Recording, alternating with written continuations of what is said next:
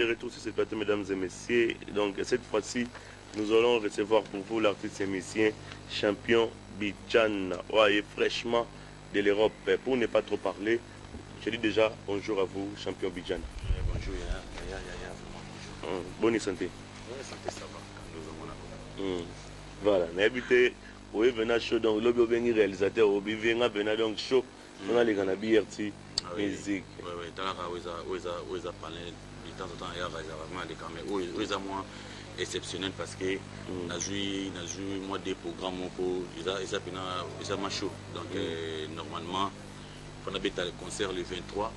Et pardon, le 22, na Zingo ni aux la vendredi. Toujours Kabakota Montikil. Na kota na po ebi ka kota na ani oyo kermesse ezate lo mo ezate donc bana ba maman ba jeune tout et lo mo pena ya ko faire vivre ba mo pona ba l'ex vacances malamu ezate moni ki na systématique kaka ndi production esami na moment ngana beta ndele 16 bakota seboé et c'est tant to moni to bit machine pour meto to se pesa honorer non mabélé et puis le quoi 10 que peut bimana kalaté donc to préféré to banda na base pour après to banden to qui ko déplacer.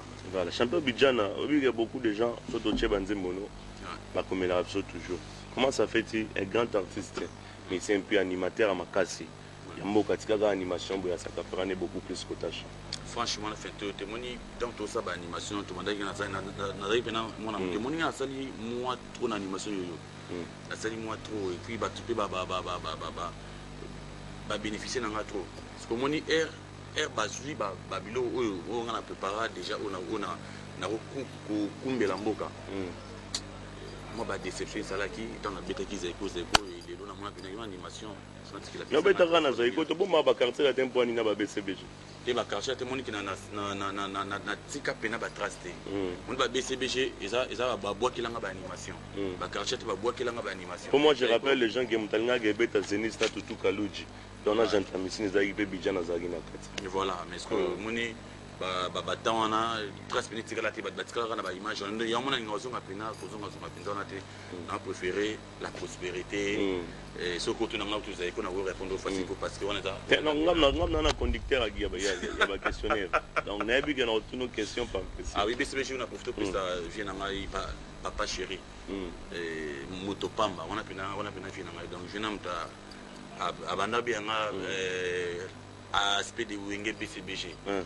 Donc on a fait une vie et puis les rois de la forêt et à Simbanga du Boko Bako Tsanga Wenge 4x4 na campus on a toujours la animateur na Wenge BCBG bon genre 4x4 tout terrain où il y a jeu d'ensemble et Moutasimba na Boko Matsanga podium vient les rois de la forêt donc yim tasimanga tamemanga kuna Adolphe Dominguez na Sara test na campus na boka ba crimo ba bandono kupala matakana bobo tango kenda kelango auna tukidina ndungwe comprendre voilà naboka bakiwana après nde ya kosala kina na tsela na maison mère et puis ngamoko tema linga président ngamukulu na landa sikoyo papa chéri le monde le lopé ba quartier la thèse aiko c'est quoi impérial. Voilà, merci encore une fois celui qu'on appelle déjà Eddie Lemantinga, notre Dipro, le propriétaire du programme de cette chaîne BRT Musique. Merci pour vous donc et surtout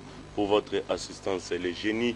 Donc Eddie Lemantinga, merci pour tout ça. Encore une fois, mesdames et messieurs, donc Toza, na champion Bijana, pour nous recoter surtout les détails à ma solo, il y a samedi. Donc champion Bijana, donc concert, nous préparons dans quel esprit? Il y a un esprit à retour, il y a après 23 ans. Après 23 ans, il y a scène, il y a terrain, il y a base. Donc, tu peux pas vraiment un esprit wana.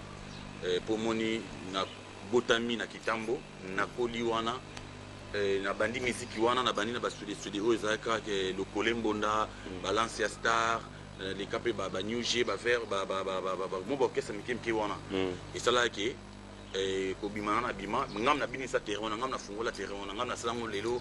Et à moi qui n'ai vendre après 23 ans, tout le monde qui a vendu disque bima et puis il est tombé que non, le terrain ça a chuté. Donc nous avons l'œil de la bienveillance, c'est ça là qui les génies focus tout ça la concert on s'est payé ça vraiment tous les jeunes filles, tous les mamans, tous les papas pour ça concert moko et bonité boya okuta rumba boya okuta style tout oyo kolinga on se retrouver ça pendant concert ya maman ya ba jeune ya ba papa ya bana ya ba sœur ya ba donc même pasteur ponga nazo comprendre album oyo moi ba stream ça na ba YouTube et tout ça na ba pasteur ba bien nga ba ba félicitations donc concert à Lilo et pardon il y a samedi et ça même ba pasteur même ba sango tout le monde donc toi d'entrée na ngouf il y a un mongo raisonnable donc $5 et puis au côté voilà quoi. Voilà, merci encore une fois, j'espère que les photos aussi ça n'a eu. Ouais. Voilà pour terminer avec vous, quelque chose à ajouter. Donc vraiment quand on a fait mais yo ipsinago kana message à samedi. Non parce que mais voilà message ça mais actualité puis à la prospérité zali autour de la santé orchestre était donc l'été impérial après le concert il y a le 22 autobet à 7 le robet est sur la chute de la locale le 23 il y a un peu à la matinée mais le concert il y a le 22 on a autobet à 7 ils allaient de 20h à l'aube na Zingweni où on a entré à cité maman Mobutu. Voilà. Donc événement il y a un moko samedi le 22. Voilà, mais bien on roti gabiso pe boete nga linga moi chaud na éviter na yemba na tenga linga boaka oyemba na obe.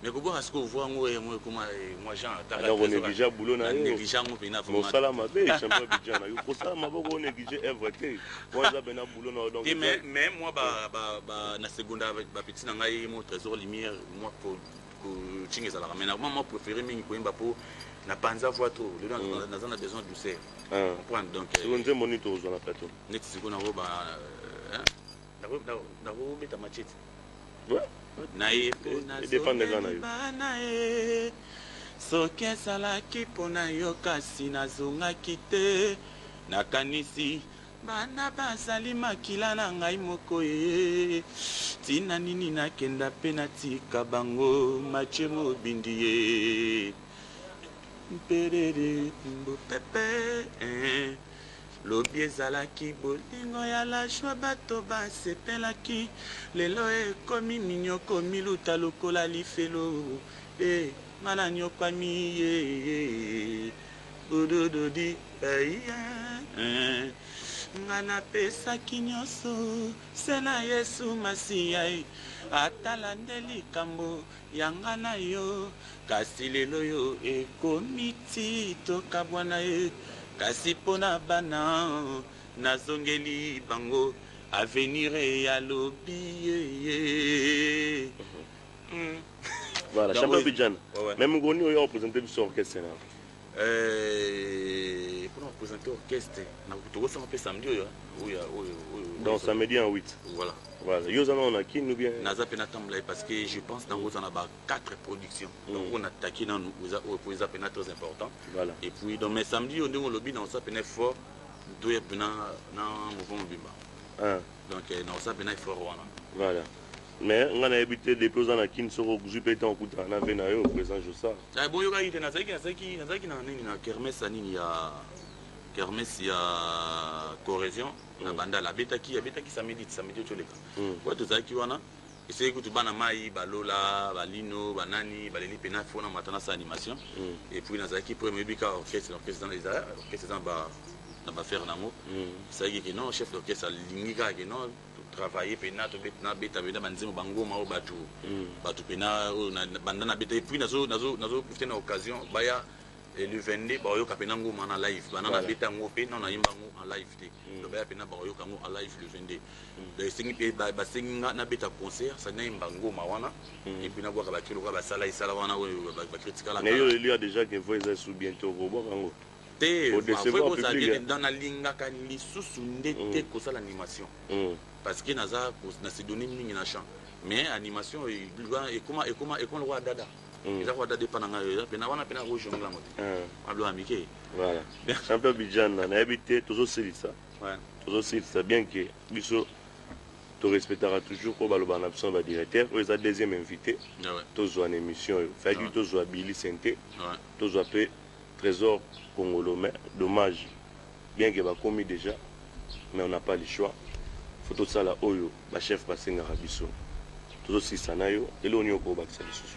Et là, on a baksa lisusu, vraiment, ils ont battu kaka basa na confiance, nazo senga ba esquisse na ba oyo bazo ba banana zaraki na chiba présenter na ba télé et a foutu na ngate et puis ka organisation ndingi zala ya ba chaîne et tout. Donc yango na yé na parler na bandi.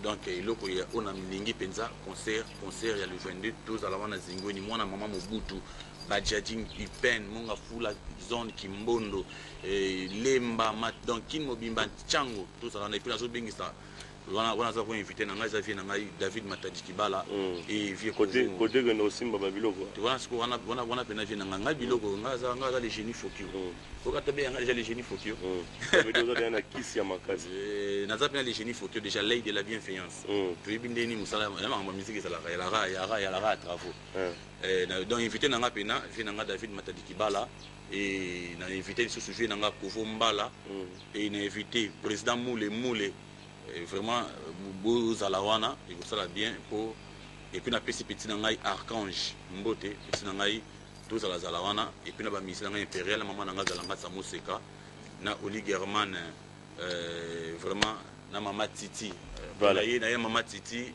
Leker tout na Paris Titi Leker donc ba bisous ba mbote ba bon séjour na mboka et puis qui kalati et yazo kindi azotika biso koto. Voilà, merci encore une fois vous champion Bijana. Mesdames et messieurs, merci. Nandenge Bozwagi vraiment temps. Yaolanda Bisso, encore une fois, Fali Poupa Dicap, la merveille à concert. Déjà demain à la Kermesse, Académie chez l'honorable Charlie Mochan. Encore une fois, Ranson a retrouvé cet artiste et musicien. Aujourd'hui à la Kermesse, c'est Francis Kalombo. Donc la Kermesse, c'est Solution. Et puis Papa Chéri Binadama. De l'autre côté, il y a Cohésion. Merci à la grande équipe technique qui m'a tenu. Donc on m'a dit toutes nos excuses pour un petit problème technique toutes nos excuses. J'espère que samedi en 8 beaucoup de bel et bien plus fort. Mais merci encore une fois à mon ami Billy qui était venu pour passer dans cette émission, mais il n'a pas eu le temps de passer. Encore une fois, merci à vous Trésor Congolo qui n'a pas aussi passé dans cette émission BRT Musique. Nous sommes vraiment désolés.